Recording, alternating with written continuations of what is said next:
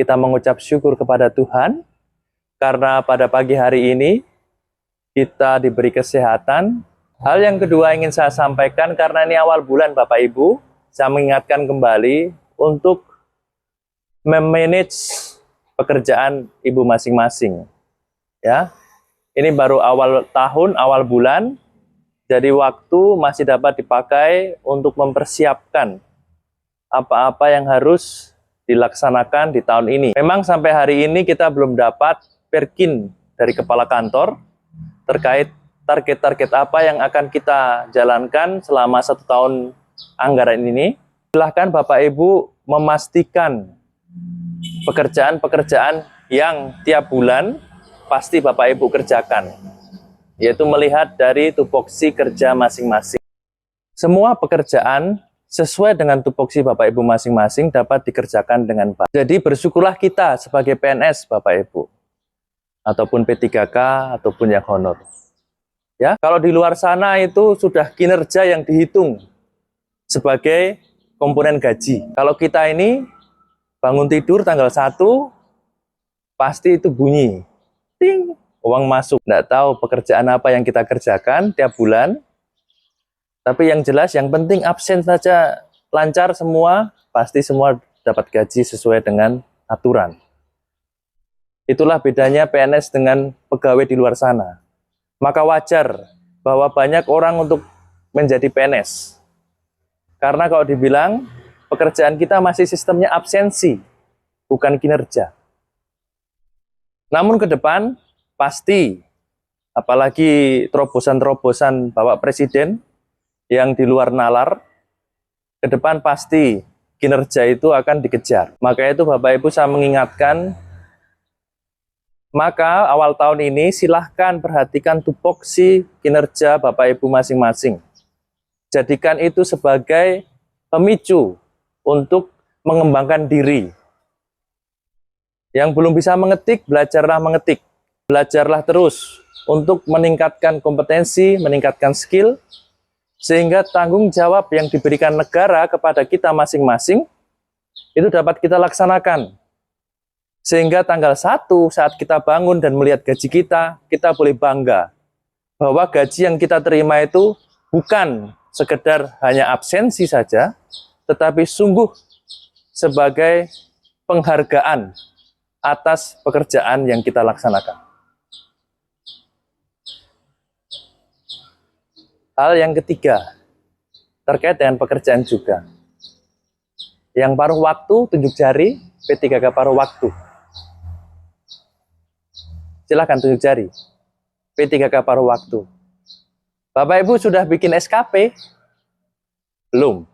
Jadi silakan Bapak Ibu mendatangi atasan masing-masing, membuat perjanjian kinerja selama 1 bulan itu di tahun 2025. Ya. Dengan atasan masing-masing, sehingga dapat dinilai untuk kinerja Bapak Ibu di tahun 2025. Dan juga untuk teman-teman yang lain, kita punya batas waktu untuk pengerjaan SKP triwulan keempat itu di tanggal 31 Januari 2026. Jadi silahkan Bapak Ibu mulai mengumpulkan eviden-eviden, bukti-bukti kinerja masing-masing, untuk diupload dan dinilai oleh atasan sebelum tanggal 31 Januari 2026. Artinya 31 Januari itu sudah dinilai atasan ya.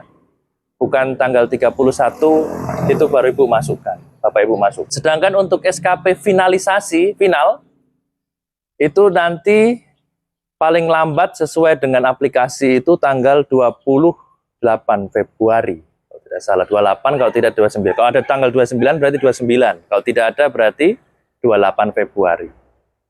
Batas waktu untuk final. Tapi nanti kita akan melihat kembali.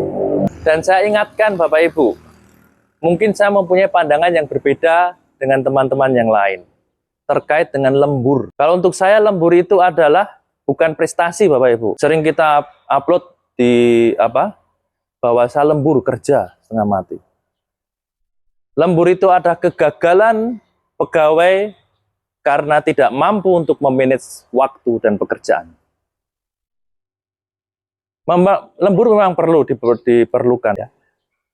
Kalau kita manage pekerjaan dengan baik, pasti pekerjaan kita selesai dengan tepat waktu. Bapak Ibu, terkait dengan RBZI, beberapa hari yang lalu saya ditelepon Pak Hart. Memang belum ada pengumuman secara resmi, tapi ini saya sampaikan pada hari ini supaya menjadi semangat Bapak Ibu. Jadi sebelum tanggal 31 kita punya evidensi itu sudah lengkap, 99% lengkap. Lengkap artinya bahwa setiap pertanyaan dalam RBZI itu sudah dijawab dengan eviden. Jadi kemarin Pak Hart sampaikan dari sekian banyak kabupaten yang mengumpulkan, salah satunya adalah Kabupaten Wandama di sini yang mengumpulkan eviden secara lengkap. Kalau masalah nanti kita lihat isi eviden itu ya baru nanti kita diskusikan kemudian. Tapi minimal bahwa dari sekian kabupaten, Kabupaten Teluk Wandama dianggap telah melengkapi eviden yang diminta. Lumayan kita bisa banggakan. Itu ya. Jadi ini contoh yang konkret terkait dengan memanage pekerjaan dengan baik. Sehingga ke depan Bapak Ibu kerja dengan tenang, dengan enak, dan tentu hasil yang kita dapatkan pula dapat kita syukuri sebagai usaha yang telah kita upayakan selama itu. Mungkin itu saja dari saya, bisa disiapkan kembali.